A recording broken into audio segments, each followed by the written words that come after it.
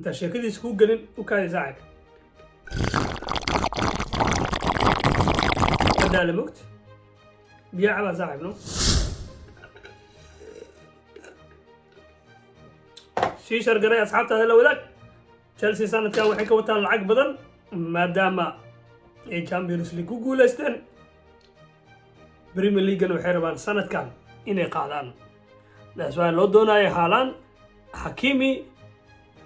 مركان تشيلسي وحيصير لا ياب له ودقاقين مركان سيريس كتهاي إني لو وريغان عياريان ككوحدة توتنهام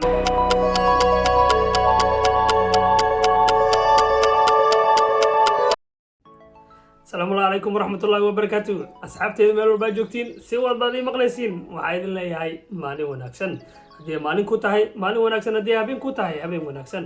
ku soo dhawaada muuqaal cusub news after news Chelsea maxaa la xiriirinaya ciyaaryahankaas Chelsea waxa ka tagay ciyaaryahankan suuqa kala iibsiga ee ciyaartooyda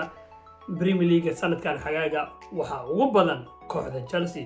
iyagoo loo sababeynayo inay haystaan macallin cusub oo doonaya inuu iska adkeeyo Premier League waa sanadkiisa ugu horeeyay oo ku bilaabanayo Premier League sanadka hadda dhamaaday wuxuu imaaday Premier League asagoo marayo kala bar Chelsea oo sababta kale ugu weyn ee suuqa xagaagan ugu jirta ay tahay ayagoo ku guuleysteen Champions League waxay ka wataan lacag waalan niisku iska soo daba dhacaya waxa idin haya ciyaaryahan oo Chelsea si la yaab leh ama si lama filaan ugu dhaqaaqay انت مقالك gudaha u galin magacaygu waa Cabdul Caagane janalka daawanisid waa Caagane Football Channel hadii aad markaadii ku wareysay soo booqato janalka waxa si naxariis la kaaga codsanayna subscribe noo saartid laagtaadu waa noo muhiim hadaad horey la joogtay oo ku maasantahay sheergaada san u helno asxaab qiimo badan sida adigoo kala ku soo dhawaada muuqaal cusub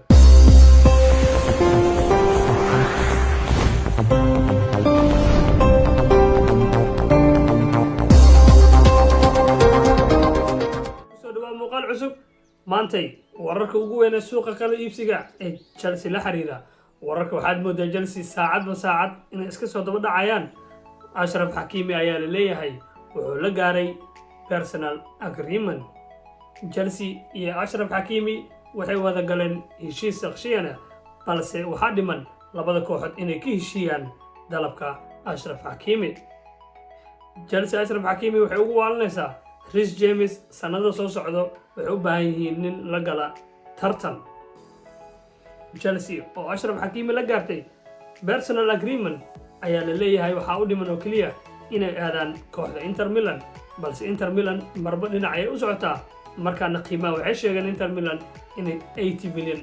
miiska soo saaraan haddii ay doonayaan Ashraf Hakimi kooxda Chelsea markale news kale ayaa lagu qoray Chelsea waxa looga baahan yahay midkood Marco Alonso ama Emerson inay Chelsea iyo lacagna ku daraan si ay u helaan Ashraf Hakimi Ashraf Hakimi warkiisa waa soo dhamaaday sida u muuqato maadaama uu personal agreement oo la galay kooxda Chelsea oo doonayo inuu imaado magaalada London markan Chelsea waxay si la yaab leh ugu dhaqaaqeen marka serious ka tahay inay la wareegaan ciyaaryahanka kooxda Tottenham Harry Kane ayaa Chelsea si lama filaan maanta ugu dhawaaqeen inay doonayaan Harry Kane inay tahay number 1 kooda ugu horeeya targetka kooxda sanadkan ay ka doonayaan Tottenham inay kala wareegaan Harry Kane balse sida iska cad kooxda Tottenham kama iibin doonto koox ka dhisan London ama koox ka dhisan Premier League sidii hore u sheegeenba waxay dhaheen waxaan ka iibi doonaa banaanka balse waxay ku xiran tahay Harry Kane hadii uu doonayo inuu ka sii ciyaaro wadankiisa hooyo ee Premier League horyaalka ugu xaraarada badan adduunka hadii Chelsea si dhaba u doonayaan Harry Kane waa inay bixiyaan lacag waalan waayo Tottenham waxay ku fiirsanaysaa ninkaas lacag aad iyo aad u badan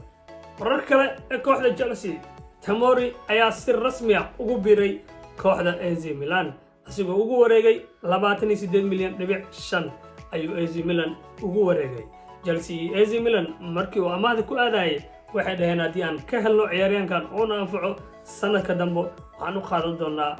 si permanent balse Chelsea iyo AC Milan ayaa ka wada heshiiyay Tomori in laga iibiyo kooxda AC Milan Maldini ayaa u arko ninkan inuu ku leeyahay mustaqbal kooxda AC Milan waxaan leenahay Tomori mustaqbal wanaagsan ayaa ku rajaynaynaa hore u soco iyo ugu dambeyn Premier League oo lagu dhawaaqay inta sheekadiisa ku gelin kaayay وهذا الموت يا على زعل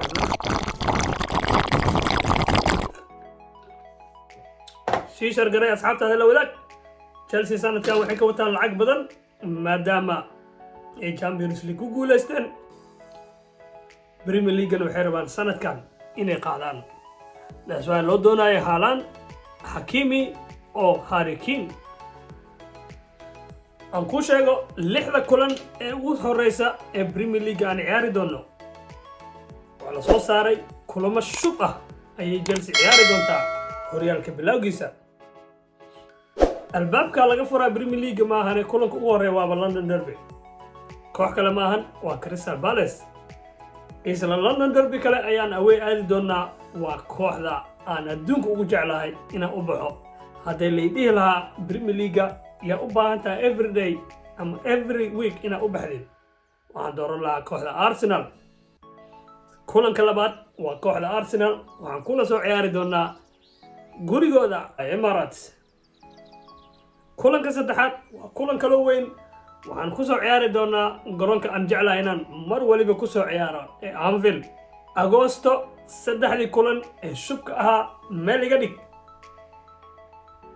سدح لي كلن كله ku xigta waxa ku jirto 2 kulan oo kamid ah kooxaha 6 kooxood ee horyaalka u tartamaysa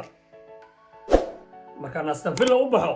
waxaan away aadi doonaa mar kale London Derby kooxda Tottenham